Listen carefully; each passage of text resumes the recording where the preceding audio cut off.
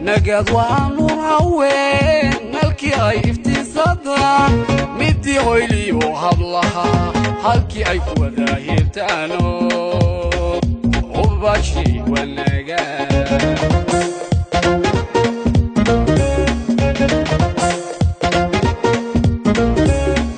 نجد وعنور هوين ملكي أي افتزادا مدي غيلي وهبلها هلكي أي فوذا هيرتانو وباشي والنجاد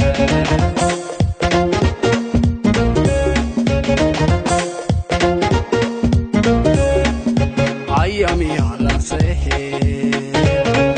هل يدو أي قوين هاي لو كلا بحين ورمها هاي كلا نقدين كوي وي هوكالي حرسيدي نبات ريقاي وباشي والنجاد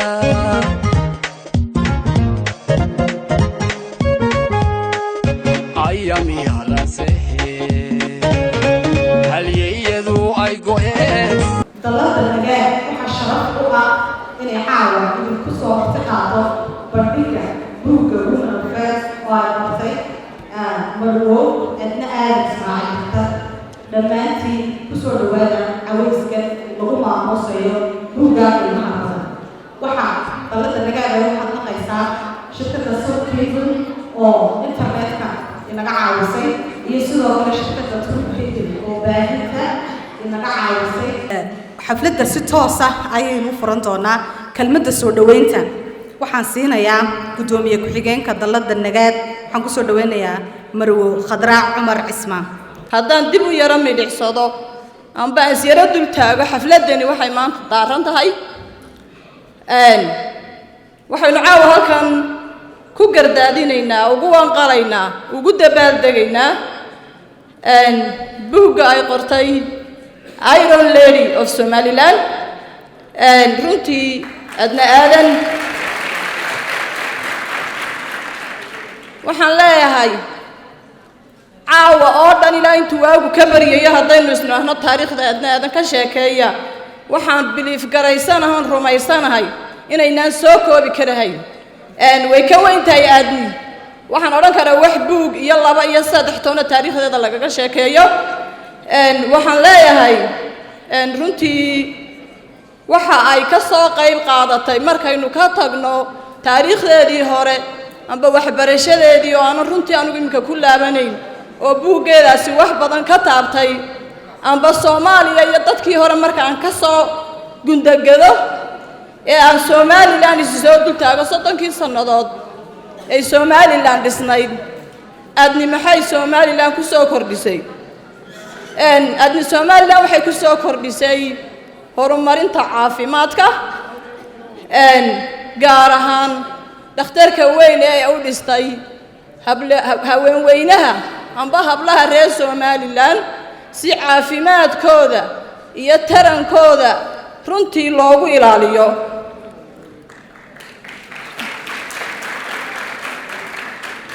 adni waxay ka soo qayb qaadatay dhisidda iyo horumarinta Somaliland runtii waxay ka soo qabatay xilal kala duwan Somaliland oo ay ahayd wasiirkii arrimaha dibadda iyadoo kabaha u gashatay inay Somaliland itiraafkeeda soo dhaweyso ilaa imikana ay wado marka waxaan leeyahay adna waxaan leeyahay runtii waa role model aynu ku dayan karno waa ilaysi noo baxaya oo aynu daba socon karno waa faynuus aynu eegan karno oo inan kasta oo han leh hadday tahay hanka horumarinta hadday tahay hanka maxay haytay siyaasadda hadday tahay hanka nafteeda ay dhisayso runtii waxaan odhan karaa waa role model Somaliland women aad u sii dhiirigelinayaa runtii hablaha yaryar ee jaamiciinta ah ee runtii caawa halkan fadhiya amba kaba maqan inay ku fikiraan inay noqdaan dad caan ah oo dunida wax ku soo kordhiya hadday tahay Somaliland iyo hadday tahay lafahoodaba anigu anigoo yar baan bartay anigoo yar oon yaryarnahay baan aadan bartay aadan aniga macallimad bay ahayd walaashay Faadma Xaajina macallimad bay u ahayd markii aanu naloo geeyay waan garanayaa adna kelmadaheedii ugu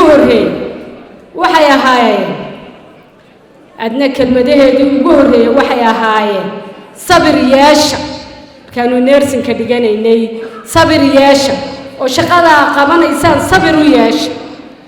horta sabirkii halkaas aanu ku qaadanay gruubkayagii waxaanu 5 baanu ahaynoo 5tayadu kilaaskii 27 ahaa number 1 ilaa 5 annagaa galnay number 1 ilaa 5 5tayadii baa isku xignay 27kii hablood ee halka aadna loogu geeyay waxa noogu xigtay aadni shaqada qabanaysaan daacad u ahaada waxaad u shaqaynaysaa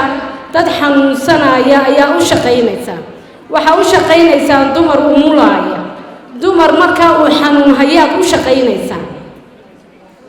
daacad u ahaada wajigiinana ha ka muuqato ina aad farxad ku soo dhawaynaysaan qofka waa nursing ethics waan garanayaa dariska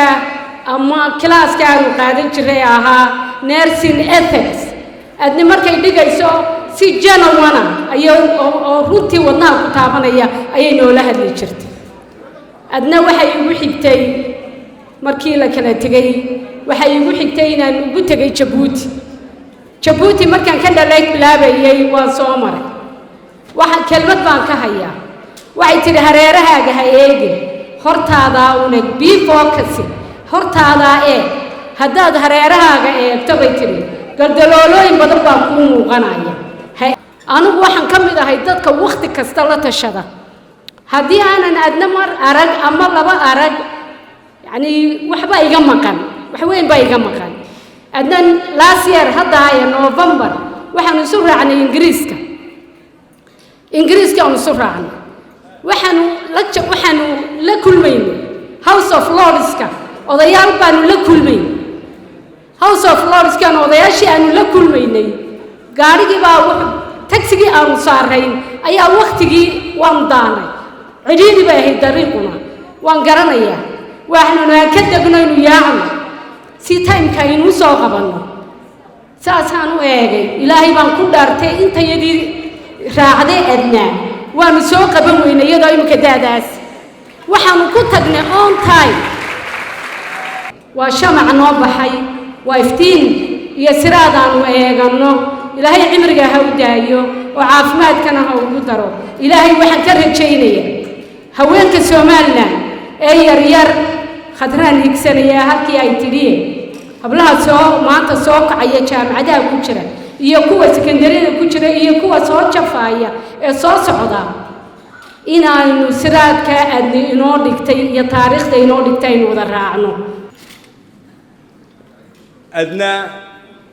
barashadeedu qof ahaan gacan qaad iyo hadal iyo isbarasho 30 sanadood weeye bishii April 24keeda 23keeda kal dambe ayay 30kii sanadoodii buuxaan Sheraton baan joognay magaalada Djibouti 1991kii 2 bilood ayuun baan noloshii dulsaarka ahayd ee SNM-ta ka sokeeyay waaba ku shaashoonayay Sheraton dhex joogiisa maalintaas gabadh Sahra Qaadil la yiraahdo wada socdeen Sahraanu adna ilaa maalinka maanta ayaan qaanaa intaana waxaanu isugu imanaynuun danguud iyo dalkan waayihiisa iyo sidii loo maareyn lahaa dhibaatooyinka hor yaalla adna markaynu qofnimo ugu noqono waa qof degdeg badan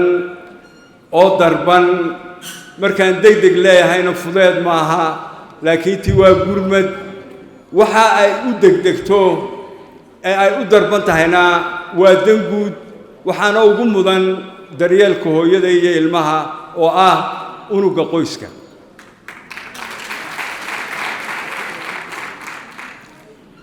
idni waxa weeye dadka hormuudka u ah inay waqtiga qiimeeyaan idna sanadku waa u 12 bilood bishuna waa u 38 toddobaadka way tirsataa minirka way tirsataa waxay ku dhawaataa inay burcad ka lulato ilbiriqsiga ama secondka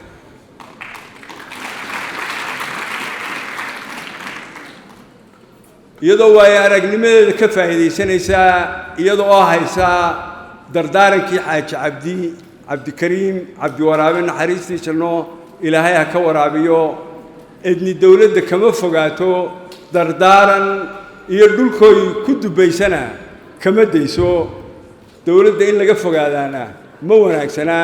haddii aanu saar kuu diidin idna aadan ismaaciil maaha dadka cadhada badan waa dadka farxadda badan marmar bay cadhootaa cadhadeedu ma sii ridno uurka ma gaadho uurku sidna ma leh laakiin tii waxoogaa indhaha wejigooy ururiso iyo qoortoo yar qalloociso laba ereyoo ingiriisana ay raaciso intaa ma dhaafto idni waa xaragadeed tusaale nool ayay u tahay iyadoon wax mucaqada ama wax ishu ay ka dido ama aynu odhan karna lacag badan baa ku baxday aan xidhanayn ayay tusaale u tahay xaragada socodka darbanaanta iyo soo jeedkaba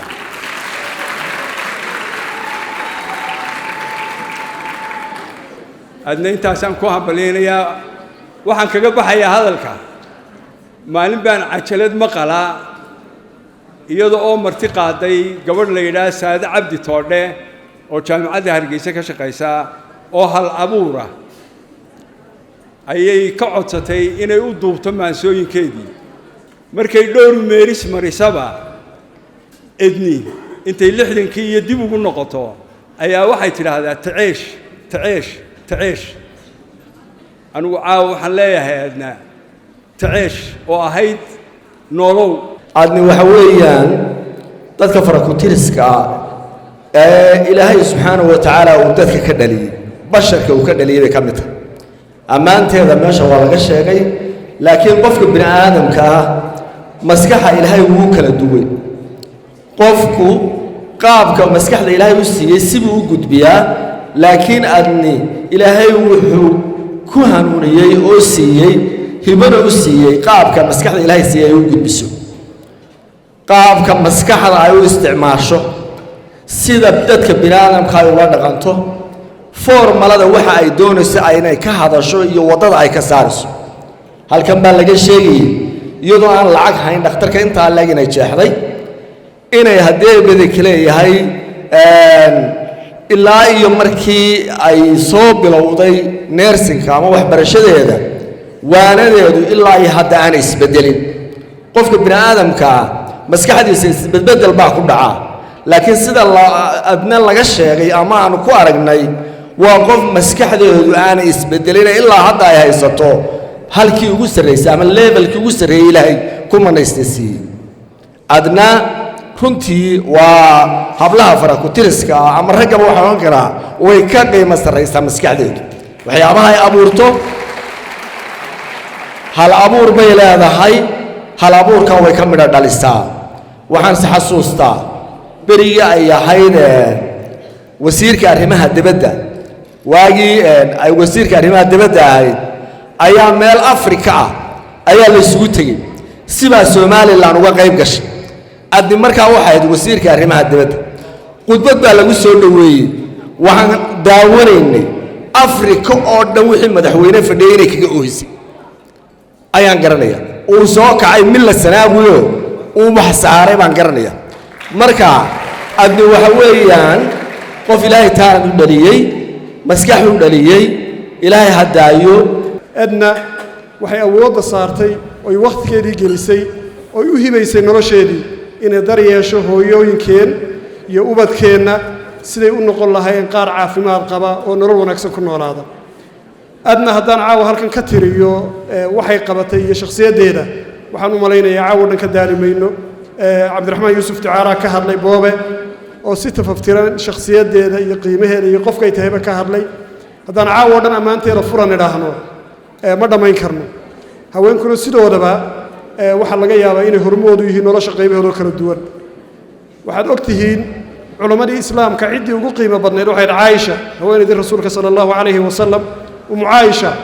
waxaa la yidhaha axaadiista inta ugu badan rasuulka laga soo wariyey ee maanta islaamku ku dhisan yahay ee nolosha guriga oo dhan ay ku dhisan tahay waxaa soo warisay caaisha waxay ahayd mufti la weydiiyo diinta iyo waxa ku saabsan iyo howlaha guriga oo dhan caaisha waxay ahayd mid ka mid a culimmadii ugu waaweynayd marka adna hadday maanta inoo noqotay mid ka mid a culimmadeenna ugu waaweyn ee caafimaadkeenna ka shaqeeya daryeelka hooyadeenna iyo dhallaankeenna ka shaqeeya ee ka shaqeeya horumarkeenna iyo waddankeenna iyo sidii loo dhiirigelin lahaa habluhu inay hore u socdaan habluhu maaha inay ragga sugaan habluhu maaha inay mar kastuun eegaan oo raggiiba halkan mar yidhaahdaan ha ogaadaan inay iyagu ragga ka horreeyaan inay ka qiimo badan yihiin inay yihiin hooyooyinkii raggan keenay ragguna waxay u kala qiimo badan yihiin siday u kala hawo wanaagsan yihiin waxaa la yidhaha ninka kaa gabadh wanaagsan weligaa ma gaadhid marka ha ogaadaan haweenku nin kasta oo wanaagsan inay haweenay ka dambayso ay qiimo u leedahay nin kasta oo wanaagsan hooyaa dhashay hooyaa soo barbaarisay haddayna hooyadii halkaa soo gaadhsiino maanta hebelow lama yidhaahdeen hooyo waa daraadda waxay maanta hebelow dadku ii hayaanoo raxmaddaadu hooyooy hanti weeye igu ladhan haddaan iminka tiriyo ammaanta adna iyo xaaladdeeda soo koobi maayo runtii adna waxaan leeyahay waxaad roor moodal u tahay ama ku dayasho aad u mudan tahay dhammaan haweenweynaha somalilan runtiina inay kugu daydaan adna runtii dee intii taqaanay ama ay shaqo ah ku kulmaan ama nolol ku kulmaan baad sheegtay waxay mudnayd annaguna dee inta aanu kala soconnay warbaahinta iyo intii aanu soo barbaaraynaba warkeeduna soo gaadhayay waxaan wanaag hayn kuma ogin runtii waxaan leeyahay adduunyada sidaa aad sharafta ugu heshay ilaahay aakhirana sharafteeda ha ku siiyo runtii qofku shaqadiisu waxay sheegtaa qofnimada iyo qofku shakliga uu leeyahay adni waxay runtii sidaan taariikhda ku hayo ay rumaysay himiladii aabbaheeduu lahaa taasoo aan odhan karo waa qof baariya oo runtii fulisay himilo uu aabbaheed lahaa oo uu wakhtiga iyo de waay iyo mawdkii soo gaadhay uu u rumayn waayey tacab kastay soo martayna maanta wuxuu yahay isbitaalkii iyo ujeeddadii ay ka lahayd waxaan qabaa mid ay tahay mid ay ka gaadhay iyadoo sooba saarta dadkii iyaguna cisbitaallo la mida furi lahaa mustaqbalka adna waxaan leeyahay kollay taariikh iyo dee maaragtay wixii noloshaada ku saabsanaaba buuggana waa laga heli doonaa inkastoonan akhrin runtiina waxaan jecelahay inaan akhriyo oo hooyaa tahay hooyaduna qofka inan iyo inanba kudayasha ayaa ugu sugan imise 80 jir ah iyo imise 100 jir ah oo rag iyo dumar wax matarayaala jira daadii uun bay karaan laakiin xagga kale aadni ka kortay kamay korin waa intii aadni dadka kaga duwanta wax ka baranayno qofku nolosha laba choice buu leeyahay ama laba dooq inuu isagoo nool dhinto iyo inuu isagoo dhintay noolaado ta kaliyan hubaa waxa weeye aadni xitaa markii adduunka ka tagtay inay sii noolaan doonto waayo jiilka soo socda iyadoon cidina ku khasbayn manhajkana ayna ku jirin bay adna garan doonaan waayo cisbitaalka adna jaamacadda adna buugga adna iyo wax kastoo adna ay dhaxal uga tagtay jiilka somalilan iyo ka soomaaliyeed in qofku iskeeda isku taagaa nolosha waa wax weyn adna waxa dhalay aadan dhakhtar oo aabba caan ahaa adni waxay ahayd marwadii hore ee ra'iisul wasaarihii soomaaliya madaxweynihii hore somalilan laabta umay qaraacan inuu aadan dhakhtar dhalay laabta umay qaraacan inay marwadii koowaad ahayd laakiin waxay u qaraacatay inay tahay aadna she is aadna her identity caawa wax badan baan u hibayn lahaa maama adna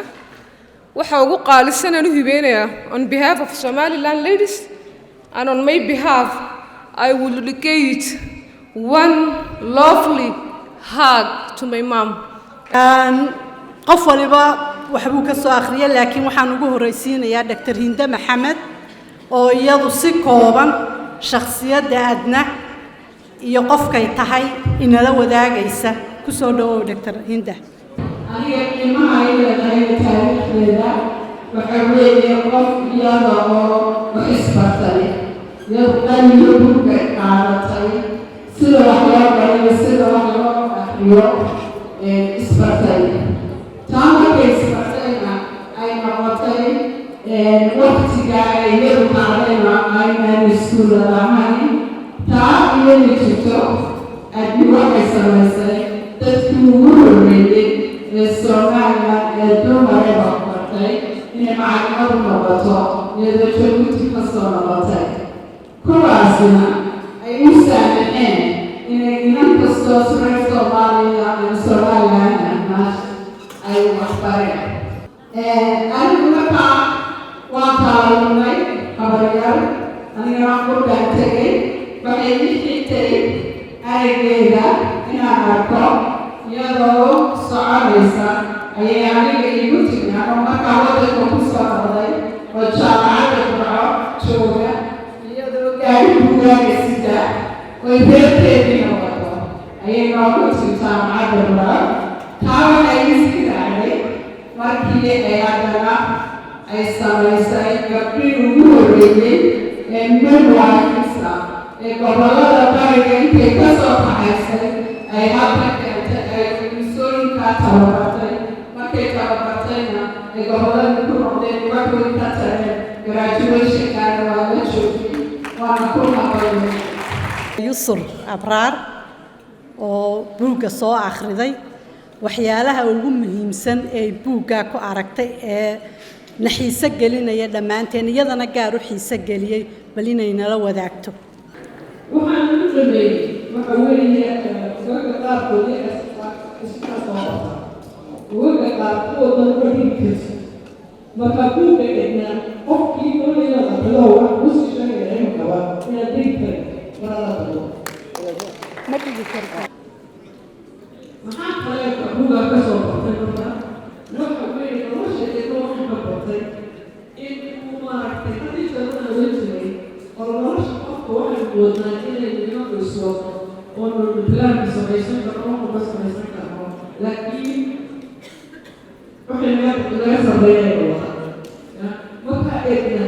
ما يعني وحنا على صوم طي وناك يوم تمام وحنا كتوسع إن النشاط هاي كمان أكثر دام لا هاي لكن المهم كمان نقطة أو أكثر إلى تكون هذا aad bay u mahadsantahay imikana xildhibaan cartan ayaan ku soo dhaweynaya guusha waxaa soo dhokoobaysa ee ugu muhiimsan ee adna aadan inoogu deeqday waxa weeye waa buugga weeye buugga qudhiisa ayaa guul weyn ah sababtay tahay horta buugga haddaad bilowdid ma joojin karaysid siday u sheegtay Yusuf u sheegtay haddaad mar bilowdid waxa weeye uu qabsanayaa wuxuu ku qoran yahay luqad waadixa oo khafiifa oo ku soo jiidanaya oo aadan ku caajisaynin cidda doonaysa adna inay u noqoto fahamto dhaqankeeda iyo guulaheeda wax loo baahan inuu buuggan akhriyo buugga waxaad ka helaysaa adna oo 80 jir ah oo wiilasha kubadda la ciyaaraysa oo aad ka dareemayso firfircoonida iyo energy-ga ay hadda iyadoo weyn leedahay oo iyadoo yar waxaad buugga ka helaysaa adna oo iskuul Somaliland aanu jirin oo waxbarasho iyo inay waxbarato ku hameysa oo aan fursadaha maanta yaalla aanay dalka jirin oo u haraada waxbarasho oo nasiibkeedu siiyey aabbaheed daraaddeed iyo ehelkii ku xeernaa inay jabuuti tagto oo waxbarato la yaabkii aydni la yaabtay kartiday u dhalatay aawadeed iyada ayaa la timid qaabkii iyo nidaamkii u shaqayn lahayd laakiin taa abaalkeedu wuxuu noqday 4 sano inaan mushahaar la siin marka adni waa qofka kow siday u fakarayso aan waqtigii dumarkaa waqtigaa jira u fakarin qaar badan oo imika joogaana aanay u fakarin waa qof aan la higsan karahayn sababtoo ah qaabkii ay maskaxdeedu markay yarayd u samaysantay ayaa waxay nolosheeda ugu diyaarisay inay noqoto qof ka gadisan dumarkii kale ee waqtigaa jiray iyo kuwa imikaba waa halka boobee dareenkaa waan la qabaa ah siday u socoto siday u labisato siday u hadasho intuba inay ka gadisan yihiin dumarka waqtigan jira anigu ma doonayo inaan ka sheekeeyo taariikhdayda ciddii doonaysaa meeshay doontay ka akhrisan ama ay ka maqli waxaanse doonaya inaan dardaaran idinkaga tago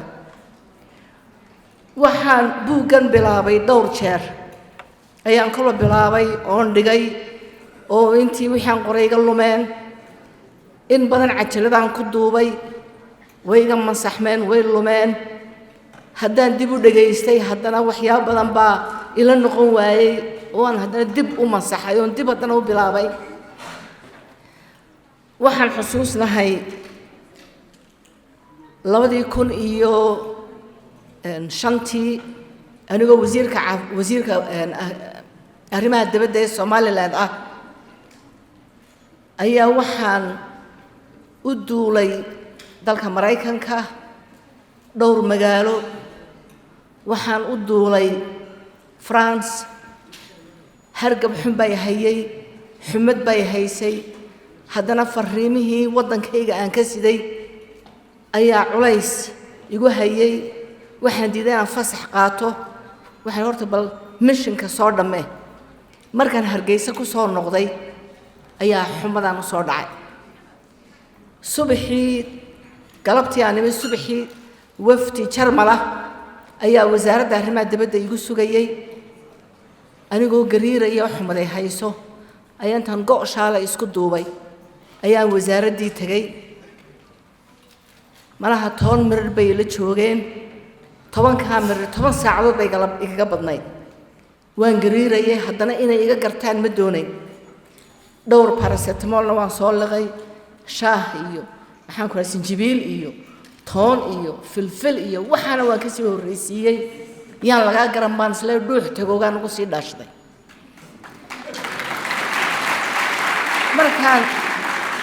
markay albaabkii ka baxeen aan sii sogootiyey ayaan dareewalka ila carar gurigiigay shaqaalahaygu anigoo 10 aroornimo soo rawaxa weligoodii may arag gurigii baan galo waan isdaday waxaan isleeyahay xumad yar hargab yar hargiga ku hayo waa cuna xanuun show of wareen bay haya maalin iyo laba iyo waan ka sii daray waa sheekh dirir baa laygu yeedho waa lay gunaanadayo waa quraan baa la akhriyo cashar baa laygu tufayo xumadii baa ka sii dartay markaasayna hadda waa xisaabtii kullayd weeyaan bal insurance kan United Nations ka caafimaadkan leeyahay ayana wali ka faa'iideysan ayaan ka faa'iideysanayana hal ay qaado England hal ay geeyo England baa laygu celiyay waa la raacay waa la garab galay isbitaal baa la dhigay waxay mid waalan tahay ma 5 maalmood baa pneumonia ku haysay pneumonia waxay ii haysaa shaqaale caafimaadka isbitaalkayga joogaan ma waa fiicnay it's okay I just have a cold waa little bronchitis weeyaan dawooyinkana ma jeclay على كل حال واللي دويي قصب بالله بتطباد اللي يقول هي لندن لبدي تطباد أيام فكري أقول بلا هدي إمكان تتغدى اللاد لهيد وحيك وصوم مرة أدون كاجا أردن وضلد من لهيد مركزان بلابي إن ندو جن بلابان قرو 2005 dhowr iyo 10 sanadood maraan laba xaashil qoro maraan bilo iloobo maraan ayay ahayd waxaan doonayaa buuggani inuu ahaado inuu ka hadlo taariikhda dalkayga Somaliland adna aadan waa shakhsi taariikhdayda Somaliland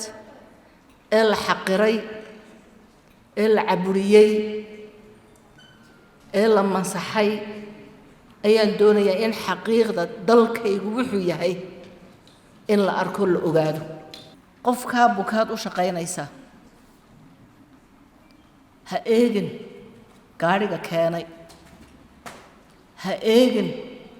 banka lacagta u taal ha eegin xariirta ay xidhan tahay ama uu xidhan yahay waxaad ku xisaabtantaa qofkaas markuu cisbitaal la keenay inuu horta go'aan adag gaadhay in cisbitaal la geeyo iyo in kale haddii ay tahay qof uur leh waxaa laga yaabaa inay tashi badan la yeelato dad badan cisbitaal ha tegin waxba kuma hayaane 10 cishaa la fooshaa ayaydaaba way kaa dhalin bal horta aanu sugno bal horta ninkaagu ha soo noqdo bal waagu ha inoo baryo bal horta roobku ha qaado bal horta qorraxdu ha soo baxdo by the time waqtiga ay ku timaado waa waqti ay kaa maarmi weyday oo ay isu kaa dhul dhigtay oo ay kuu faydatay oo ay dhibaatadeedii kuu sheegatay waxay markaa kaa mudan tahay ixtiraam waxay kaa mudan tahay kalgacayl waxay kaa mudan tahay soo dhoweyn waxay kaa mudan tahay oo kaa sugaysaa xanaano waxay kaa doonaysaa inay kaa aragto indhahaaga ka aragto inaad u damqanaysa iyo in kale inaad bogsigeeda dan ka leedahay inay kaa dareento weeyaan waxayd kaa doonaysaa wixii ay kaa filaysay oo dhan inay kaa hesho ee wanaagsanaa markaa ixtiraam weligaa ha iloobi qoftanoo waysu kaa dhul dhigtay waa kuu magan waa magan kuu soo gashay oo gurigaaga timid waa kuu marti waa kuu magan ixtiraam bay kaa mudantay iyo soo dhoweyn dardaarankayga gunta haddaydanaan soo dhoweyntaa qofka iska u heli karaynin shaqo kala doono wastaad noqo nijaar noqo waxaad noqotaa meeshii kale quruskaaga ilaahay dhigay ka doono laakiinse dad buka oo jiricsan mid baa qodhmuun mid baa dheecaan ka socdaa mid baa malaxi ka dareeraysaa mid baa nabarkiisa dirxigelayaa mid baa kugu mantagaya mid baan xejisan karayn waxyaabaha aynu xejisanno ee aynu basrino ee meel la tagno ee albaabka hoosta ka soo xidhanno ay ka dareerayaan oon xejisan karayn xusuuso inay in qofkaa waxaasu ka dareerayaan inuu sidaada mar nadiif ahaa haddii ay isu faruurantoo kaaga xejisan weyda xusuuso inay beri nadiif ahayd uunsan jirtay xariir xidhan jirtay gogol nadiifa ku seexan jirtay maantana sanka laga qabsanayo way isu kaa dhul dhigtay dardaarankaa iga gunta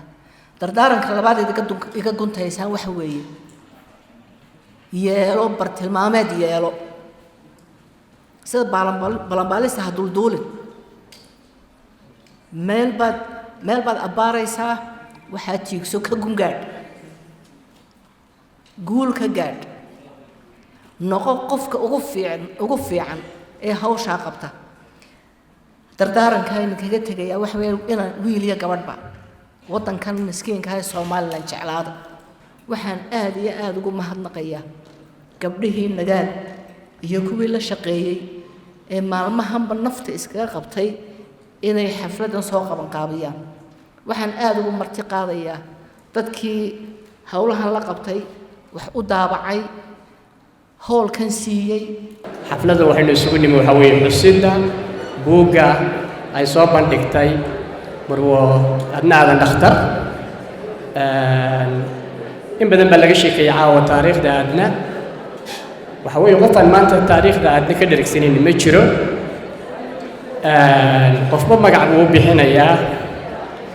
anigu dhowr jeer baan isweydiinayay tolow markii la sifaynayey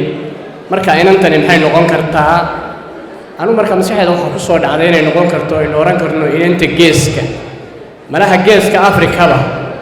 anigu ma qabo cid la tartami karaysaa inay jirto marka adno waa gabadha dadaal wakhtigeedii ku soo samaysay efforts fara badan ku soo bixisay waxyaalahay qabatay oo faraha badan laga soo sheekeeyey ilaa hadda shaqaynaysa taariikh weyn oo aad u weyn ayay ku leedahay qaranka Somaliland waxaan noo maraynaa dadka kuba hadlaa Soomaaliga haweenkood mar kale waxaan ku hamiyay tolo macabdu waraabihii dumarka ayaa maskaxayda ku soo dhacday wax badan baa madaxay ku soo dhacay intii la safaynayay marka adna aad baan ugu mahadnaqayaa aad baan ugu hambaliyaynayaa aad baan ugu faraxsanahay aad iyo aad ayay maartay igu abuurtay farxad dadaalka iyo waxqabadka faraha badan oo aan kala go'a lahayn oo hakad kala lahayn oo ay soo samaysay muddadii ay majuurka ahayd ilaa dhalinyarnimadeed ugu horeyn ilaahay baa mahadle isagaa noo suuro geliyay inay noo qabsanto arrintani waxay nagu dhalatay markii aanu maqalnay in adni ay buuggaas qortay looguna markii ugu horreysayna loogu launch gareeyay London ayaa nagu dhalatay maadaama ay ahayd adni role modelkayaga qof Somaliland ku weyn annaguna aan nahay dumarka u dhaqdhaqaaqa haweenka ayaa waxaan hoosta ka xariiqnay marka ay adni soo noqoto ee ay buugga keento in aanu xaqiijino in aanu buugga u launch garayno isugu yeedhno bulshada reer Somaliland awalba adni meel bay kaga taalayay aanu tusno adna iyo waxay tahay wallahi dareenkayga yacnihii ma cabiri karo adna oo ah qof nagu weyn oo aad u jeclayn maanta ummadda aad arkaysay thousands reer Somaliland ay ka soo qayb galeen inta kale ee bulshada ee daawanaysaana ay ka sii badan tahay trend la gaarsiiyay muxuu ahaayay Twitterkii oo maanta cid inaga horeysa aanay jirin runtii shucuurtaydu aad bay u sareysaa mana soo koobi karo بسم الله الرحمن الرحيم saaka halkan waxaan doonayaa inaan kaga in yaroo faallaa ka idhaahdo adna aadan ismaaciil iyo buuggay xalayta soo bandhigtay ee magaciisa la yidhaahdo woman of firsts xalay umaan helin fursad aan kaga hadlo buuggaasi iyo adna nafteedaba adna in fara badan baa laga hadlay taariikhdeedii wadir baa la sheegay ilaa dhowr iyo 10 qof baa aad uga hadlay marka taariikhdeeda adna waa la hayaa ku noqon maayo waxaan ka hadlayaa buuggan ay qortay maan akhriin buugga sida runta ah weli maan akhriin markaan waan akhriin doonaa insha Allah waxaan si ogahay buuggan macluumaadka ku yaala inay yihiin waxaas dadka Somaliland ay ka dhaxli doonaan gabadhaasi adna aadan la yiraahdo oo ah gabadh ka duwan wadankan wax badan u qabatay gabadh wadankan wax fara badan u qabatay oo siday wax ugu qabatay iyo siday u jeceshahay qof la midahi aanu jirin rag iyo dumar marka la isku daro waxaan ku goobaabin lahaa dadka inay buugga akhriyaan dhaxalkay wadanka uga tagtay waa buuggan wanaagii iyo taariikhdii laga sheegay oo idili halkan ay ku xusan yihiin waxay noqonaysaa in facya dadka soo socda ummadda Somaliland caruurta iminka iskuulada dhigata iyo faca dambeeya taariikh ay u dhigtay oo ay kaga daydaan iyo buugani noqonaya marka dhaxalkaasi adna aadan uga tagtay ummadeeda in aan meel la dhigin la akhriyo iyo loo baahan yahay waxaan ogahay in aan ku wanaagsanin akhriska buugga waynu qaadnaa meel baa la iska dhigaa qofkii doonaya in uu wadada adna mar oo kale oo nolosheeda oo kale ay taabato saameyn ay ku samayso waa in uu akhriyo buuggan xalay waxaan arkayay caruur yaryar oon u malaynayo inay dibadaha ka yimaadeen gabdho yaryar oo 10 jir ilaa 12 jir ah oo buuggan waalidkoodu iibinayo waan hubaa kuwaas inay akhri doonaan oo ku dayan doonaan wadada aadna ay raaci doonaan kuwana waaweyn ama dadka mudakarka ah waxaan kula talin lahaa in iyaguna ay akhriyaan caruurtoodana ay ku barbaariyaan oo ay kula ballamaan inay buuggan akhriyaan